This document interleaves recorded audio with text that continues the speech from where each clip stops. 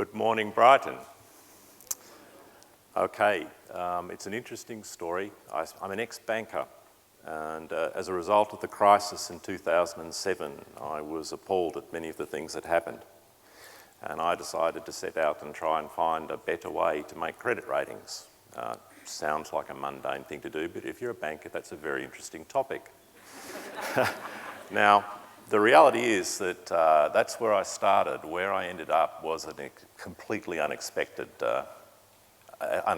place. And I want to talk to you briefly about the journey and about where we ended up. Basically, it started with two books, James Surowiecki, Wisdom of Crowds, and Enterprise 2.0 by Andrew McAfee. And it started looking at enterprise software, the equivalent of corporate Facebook, and looking at how it had promise, how you could join a conversation only to find that you were drowned by the hundreds of thousands of others that were in that conversation. It also had promise when I looked at a thing called a prediction market, and a prediction market is a thing like a gambling exchange, and you can use that to try and predict the future. Anyway, I looked at these books and I looked at this software and I could see a lot of problems, but I could also see potential. And I went with the potential. The reason I did that was because the global financial crisis had some very interesting consequences. One of those consequences was that large numbers of investment-rated securities fell over quickly with significant losses, and investment-rated securities are not meant to fall over, even in a significant crisis. And I was puzzled by that. I suspected and subsequently confirmed that the rating agencies and the investment banks had a role to play in that, and that was confirmed in 2011 by the US government when they did an inquiry into the crisis and confirmed who the contributing factors were. I felt that there had to be a better way, and I wanted to try and understand what had gone wrong. I ended up researching deeply, academically. In 2007, I had the financial resources and the time to do that, so I chose to go out and do that. I also had the entrepreneurial ambition to see if I could capitalise on opportunity. I soon found myself forming a team, and I formed a team of about 20 academics, mathematicians, coders, and others. The youngest is 16, the oldest is 84. We live in Europe, North America and Australia, and one lives in Peru. We communicate daily on the internet, we work remotely. We started to investigate the problems and we developed a hypothesis. The hypothesis was that traditional work groups that originate things like credit ratings are subject to certain vulnerabilities. One of those is bias, groupthink. And the other one is that these groups, if they aren't of sufficient size, suffer from a lack of diversity. We had a theory that we could use the internet and we could use software and that we could improve on the enterprise social media of the day, and that we could improve on the prediction markets of the day, and that we could find a way to harness crowds in real time and deliver a superior outcome.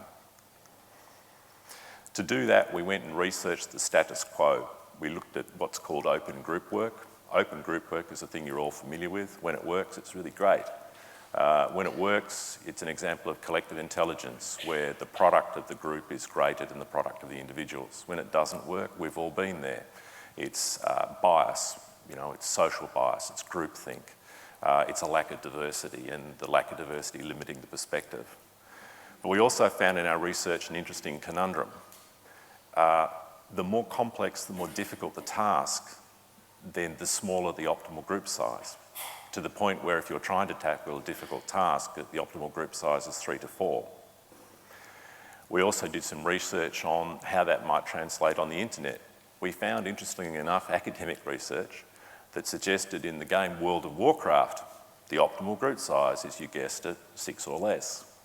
So whether it was face-to-face or on the internet, group size was optimal if it was small, but this had a problem. The smaller the group, then the more vulnerable you were to bias, and the more vulnerable you were to a lack of diversity. We found a way around that called structured group work. And structured group work is where we put a series of structured questions to a group such as this. You all remain anonymous, you provide your responses, and a curator synthesises those responses. That synthesised response is again put back to you. You respond, the synthesis continues, the iteration continues, and the group converges on an answer, which is again usually the example of collective intelligence. The product of the collective is greater than the product of the individuals. So we found that promising. We also looked at wisdom of crowds techniques, crowdsourcing and wisdom of crowds. Crowdsourcing is basically you post a problem on the internet, you open it up to the public, they compete for a prize, and platforms like Kaggle or InnoCentive are good examples of that, where people solve the most amazing problems and the solutions come from unexpected quarters and the solutions are often very lateral. Wisdom of crowds is actually a concept that a guy called Francis Galton is credited with. In 1906, at an English country fair, he surveyed 800 fairgoers, asking them to guess the weight of a dead ox. He was surprised to find that when he averaged the guesses, the group's average was within 1 pound of the weight of the dead ox. So the overs and unders cancelled each other out and the truth emerged. Another example of wisdom of crowds is markets. So for example, a prediction market where you would basically trade in forecasting future events. A gambling market is an example of wisdom of crowds and can accurately predict the future. The problem with these, we find, is that they're very complicated to use, they're hard to understand, and I don't know about you, but we were uncomfortable with the idea that an organisation would base its judgments and decisions on gambling. But that's just me. Okay, so we did the research and then we found something really interesting this year. So you think you're better than a CIA agent. It's an article that was published earlier this year by Alex Spiegel. And here's an example of, in a 3-year research project, 3,000 ordinary citizens like you and I were asked to make probability forecasts about future political events. And interestingly, this group of 3,000 average citizens using only Google search with no access to privileged information were frequently able as a group, when effectively harnessed, to outperform intelligence agents with access to special information. What was also interesting about the project is that they did something that we've done, which is they identified that in that group, there are sometimes up to 2 to 4% of the group who consistently outperform Galton's average. And when you corral that group and get that group to make its own collective forecasts, you can get phenomenal accuracy. In this case, the accuracy was as much as 30% greater than the intelligence agents. We harnessed all the research and we basically constructed a platform. And in building that platform, what we did was we integrated social media with market mechanisms for aggregating opinion.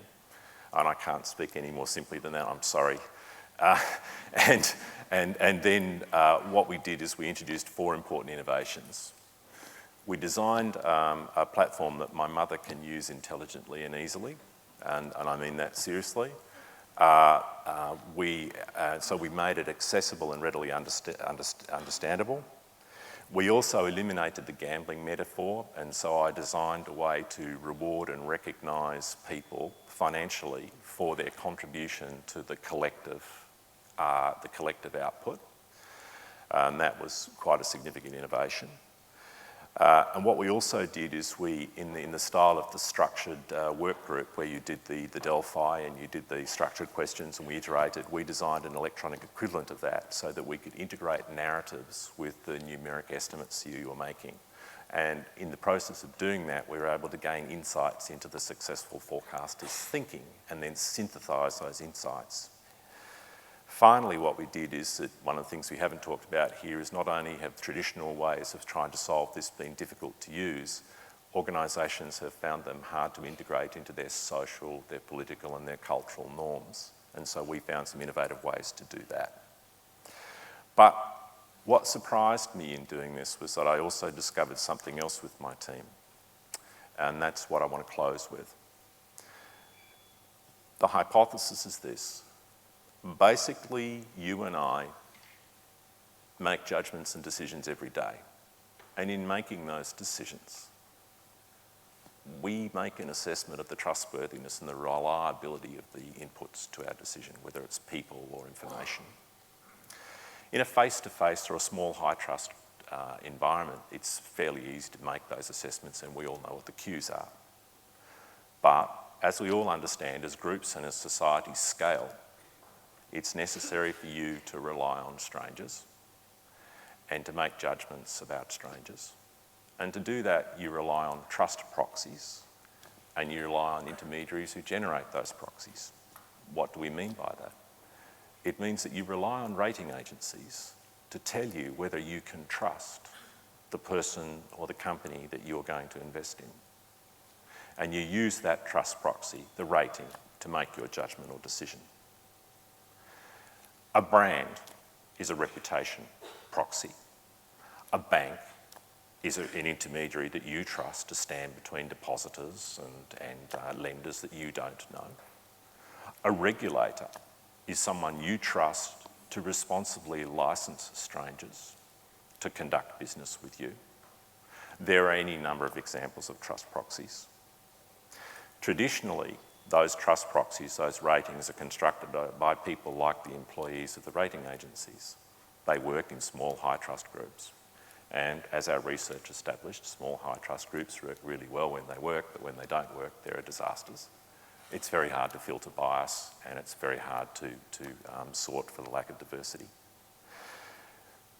We found that by using software, you could access the crowd, and you could actually access an alternative way of building a trust proxy using the crowd. As we looked around, we found that we weren't alone. We found that there were many examples of where networks and groups were using trust proxies. Some of you will be familiar with these brands, and you'll be familiar with the experiences. For example, TripAdvisor told me reliably the quality of the hotel that I would be staying at here. Yelp was very reliable in telling me the quality of the restaurant I went to last night. Uber and Lyft are the same. And what's interesting about these communities, these networks that are emerging, is that not only is the vendor rated, but so is the customer. So if you misbehave in that Uber car, your rating is affected. It's becoming even more interesting. Eat with is a fascinating concept. If you want to go to a new company, a new country or a new town, you can go into a stranger's home and you can sit at their dining room table and pay to be a guest of that family in that house, experiencing authentic cuisine and authentic culture. The thing about all these is that the value in these companies is significant. For example, Yelp is worth $4 billion. Airbnb is worth 10. Uber's worth $20 billion. And there are credible people saying that Uber may in actual fact be worth $200 billion. The point I'm trying to make about this is that this is how the investors see the value of these trust networks, and these trust networks are driven by trust proxies being ratings. The value is also in the members of those groups. So for example, if you're familiar with Airbnb, you can rent out your apartment and potentially get a 200% higher return as an Airbnb renter than you would as a normal renter. The other is you can rent out a spare bedroom, or your mother can rent out a spare bedroom in her house now that you've moved out. And she's really sorry to see you go, but by renting that room on Airbnb, she could pay off the mortgage. And that empty seat at the table, she's now an eat with agent, so she has someone to eat with at night, and that actually covers the cost of the food. So this is changing things in interesting ways. The point, and it is doing it because of trust proxies, because of ratings. The point about this is a simple one. This is significant value creation, but it's also creating a problem for regulators. All this new capacity is unregulated, it's unlicensed, it's untaxed, it's often uninsured. So you can see a lot of language emerging at the moment about regulators pushing back. Change is difficult, it's painful. But with the sort of value that's been unlocked here, that change is inevitable. If I look at those valuations and I think about the role of an investor who values these companies, then I think the verdict is already in. The investors are saying that there will be an accommodation between these platforms and the regulators. and the valuations that the investors have ascribed to these companies suggest that. So it's pretty simple. My forecast is that these networks are here to stay. My forecast is that whether it is a rating, a forecast, or solving a problem, there is another way. It is the crowd, and it's here to stay. Thank you.